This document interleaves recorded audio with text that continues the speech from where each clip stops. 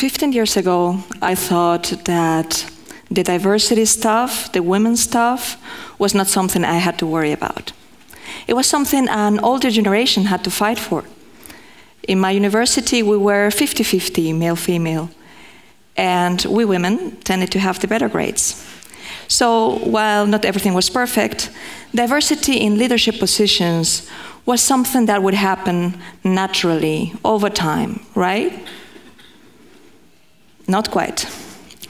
While moving up the ladder, busy making it to partner, I started to realize how often I was the only woman in the room, and how homogeneous leadership still is.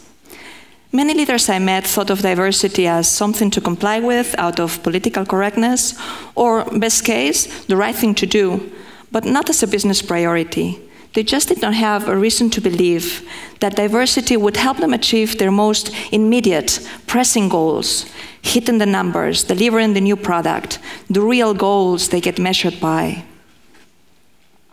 My personal experience had been working and staffing diverse teams that, while requiring a little bit more effort at the beginning, diverse teams tended to bring fresher, more creative ideas. So I wanted to know, are more diverse organizations really more innovative? And can diversity be something more than political correctness and really become a real competitive advantage for organizations? So to find out, we set up a study with the Technical University of Munich. We surveyed, I hope this works, oh, it works, great. We surveyed 171 companies in Germany, Austria, and Switzerland. And as we speak, we're expanding the study to 5 additional countries and an additional 1,500 companies. We asked those companies basically 2 things: how innovative they are and how diverse they are. To measure the first one, to measure innovation, we asked for innovation revenues. Innovation revenues are the share of revenues they've made from new products and services in the last 3 years. So we did not ask the companies how many creative ideas they have or how much they spend in creativity, but rather if all of that translates into products and services that make the company more successful today and tomorrow. To measure the second one, to measure diversity, we had a look at 6 factors: migration background, age, education, and gender as well, amongst others. And we asked which % of the management, including middle management, possess such characteristics. While preparing to go in the field with those questions, I sat down with the team to discuss, well, what do we expect as a result? And we were not optimistic, to put it mildly. The most skeptics on the team, they saw a real possibility that nothing would come out of this. And most of the team was rather on the cautious side. So we landed all together at only if, meaning that we probably will not find any kind of relationship between diversity and innovation across the board, but rather only if certain criteria are met. For example, a very open leadership style that allows leaders to contribute and speak up freely. A couple of months later, the data came in, and the results convinced the most skeptical amongst us. The answer was a clear yes. No ifs, no buts. Companies that are more diverse are, in our sample, clearly more innovative, period. Now, a fair question to ask is the chicken or the egg question, meaning, are companies really more innovative because they are more diverse, or the other way around? Which way is it? Now, we do not know how much is pure correlation versus causation, but what we do know is that in our data, clearly, companies that are more diverse are more innovative. And if we take the companies that are higher on the innovation side, they are more diverse too. So it's fair to assume that it works both ways: diversity driving innovation and innovation driving diversity. Once that we published the results, we were surprised at the reaction in the media.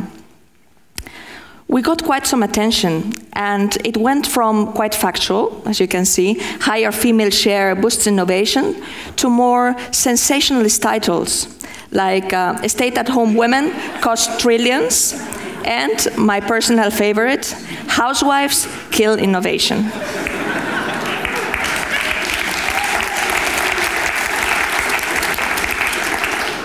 Now, there's no such thing as bad publicity, right? So, as you can see, the dimension generating the most controversy was gender. And on the back of that coverage, we started to get calls from senior executives wanting to understand more, surprise, surprise, about gender diversity. I tend to start those discussions asking those senior executives, well, what do you think at the situation in your organization today? And a frequent reaction I got was, well, we're not yet there, but we're not that bad. So one executive told me, for example, oh, we're not that bad at all. One of the members in our board is a woman. Now, and that might sound weird to you, but he had a point in being proud about that. Because in Germany, if you have one woman in your board, you're part of a select group of 30 out of the 100 largest publicly listed companies in Germany. The other 70 have an all-male board. And not even one of these 100 largest publicly listed companies in Germany have a single female CEO as of today. But here's what really matters. All those few single female board members alone, they won't make a difference. Our data shows that for gender diversity to have an impact on innovation, you need to have more than 20% women in management to see a difference. Let's have a look at the data. We divided in our study our sample in 3 groups. And as you can see, the results are quite dramatic. Only in the group where you have more than 20% women in leadership, only there we see a clear jump in innovation revenue to above average levels, which basically means that you do need critical mass to move the needles. And companies like JP Morgan, Alibaba, or even Apple are already above that threshold as of today. Another reaction I got quite a lot was, well, let's not be too impatient. This will get solved by itself over time. And I have all the sympathy in the world for this point of view, because I used to think like that too. Now, let's have a look at the facts now. And first, let me give you the good news. So the share of women that are college graduates and have 10 years of professional experience has grown very nicely over time, as you can see, which is great, and which means the pond, the pool in which to fish for female leaders has increased nicely. Now, according to my old theory, the share of women in leadership would have increased more or less in parallel, right? Now, let's have a look at what happened in reality, and these are the German numbers. It's not even close. So, as you can see, the share of women in management in Germany has remained more or less constant over the last 20 years, which means I was completely wrong, and which means as well that my generation, the best female-educated generation in history, we just have not made it. We have failed to achieve leadership in significant numbers. And education has just not magically translated into leadership.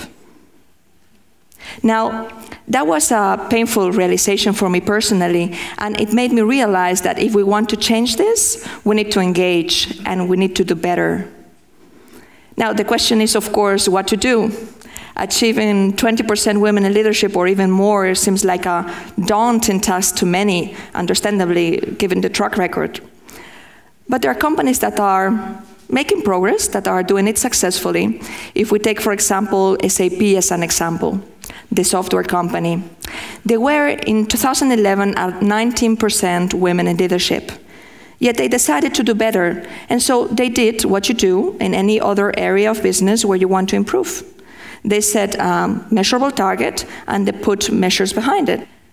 Now, these self-imposed goals made them think more creatively about recruiting pools, about new recruiting pools, and especially about developing new leaders. And as we speak, they have set themselves a target of 30% women in leadership for 2022. So experience shows it's doable. And at the end of the day, it all boils down to two decisions that are taken every day in every organization by many of us. Who to hire and who to develop and promote. Now, nothing against women's networks, trainings, mentorings, programs. It's all good. But at the end of the day, it's these two decisions, hiring and promotion, that send the most powerful change signal in any organization. Now, I never set out to be a diversity advocate, but here I am. I'm actually a management consultant, but now my goal is to change the face of leadership, to make it more diverse. And not so that leaders can check a box and feel like they've been politically correct or complied with something, but because they understand. They understand that diversity, not only gender diversity, but all of dimensions of diversity, make their organization more innovative, better. And by embracing diversity, by embracing diverse talent, we are providing true opportunity for all. Thank you.